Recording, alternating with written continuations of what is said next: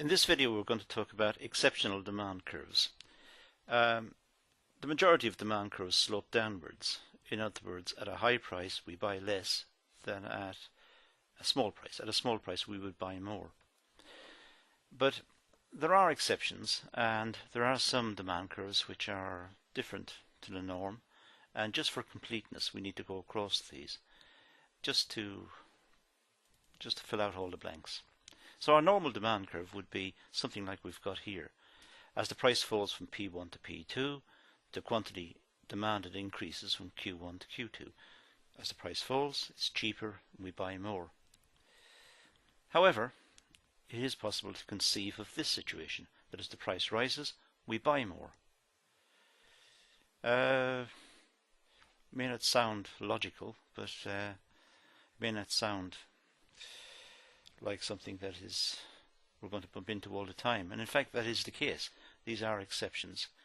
But, as I said earlier, just for completeness, we need to look at how this can happen and what sort of goods they are. But as I said, we need to keep it in perspective. There are very few of these around, and they are the odd bits that we just need to mop up and be aware of. The first one we'll look at is called the Giffen Good. This is a curiosity in economics, a very rare curiosity. In fact, it was really only observed, I think, by Sir Robert Giffen in Ireland during the famine years of the 1840s. At that time, Ireland suffered from a major disaster, natural disaster, when the potato crop failed and literally millions of people were affected. Many people immigrated and many people starved to death. So during this period, Giffen observed what was happening to the demand for potatoes. It may seem a bit ghoulish, but it's in the literature, so we need to look at it. Under famine conditions, it's rational. It's almost automatic. You don't have to think about it. But it's certainly rational to reduce the length of the food chain. It's very inefficient to have cattle walking around, or sheep, goats, or whatever, because they burn up energy. So if you're threatened, if you're facing famine conditions, the chances are you will go back to root crops, because you take the energy directly from the earth, cut out the middle producer, so you don't have meat or that type of food. The Irish population responded to the increase in the price of potatoes, which was affected by blight, which was their staple food. It's what they ate. They were a very poor race of people, and they had no choice. So they responded to the failure of the potato crop by reducing their purchase of other items, because potatoes were their staple food. So they tried to release income from other purchases by not purchasing other things, so they could spend it on potatoes. This, of course, freed the income, as I said, and so as the price increased, the price of potatoes increased, more was demanded. So really, that's the demand curve, the Giffen Good. Now, there are some technical aspects of this related to what's known as income and price effects, but the upshot is it's an upward sloping demand curve, and as the price rose, people tried to buy more of it. So that's the Giffen Good. A second type was sometimes known as the Snob Good. This is known as also the Veblen Good, named after Thorstein Veblen, who observed this type of good mostly in America at the turn of the 1900s.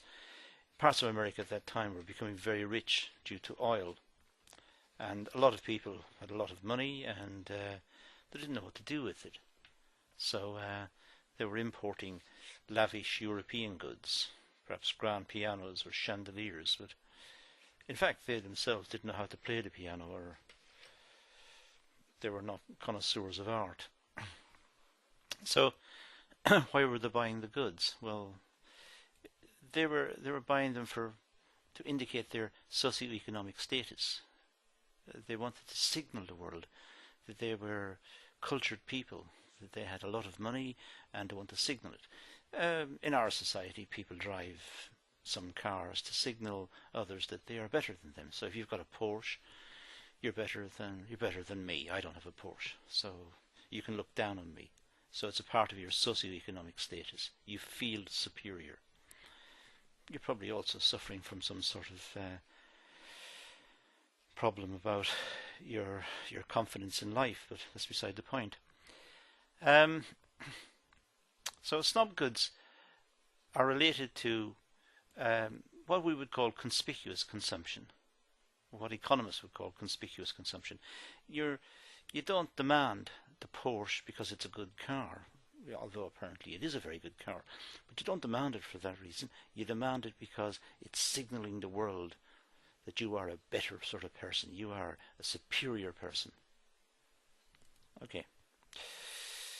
Therefore, the demand for snob goods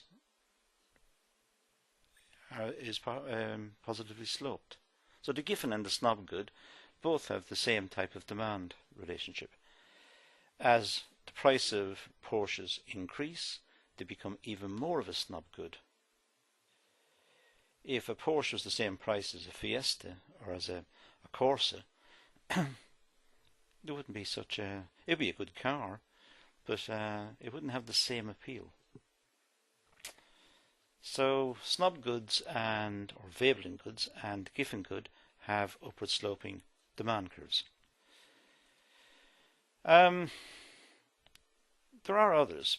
Expectations of future price rises. Well, you could say it's really not a demand curve because it links prices over time. But again, just sidestep that for the moment. For example, the course of the stock exchange prices. If prices on the stock exchange are rising, then people might want to buy more shares. If they buy more shares, they're going to make it rise even further. It's cumulative causation. So if share prices are falling, people will sell. That's a positive relationship. Prices falling, people selling, positive.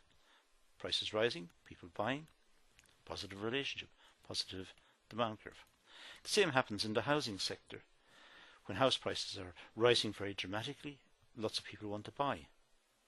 When they're falling, the market is reversed. In both cases, as the price increases, more is demanded, so that the demand curve has a positive slope. So in this session, we've looked at three types of good where the demand curve could be upward sloping. The Giffen Good, the Snob Good, which is also known as the Veblen Good, and in this situation, in the last situation, expectations of future price rises. So that should explain the exceptions. I hope that was useful. Thank you for watching.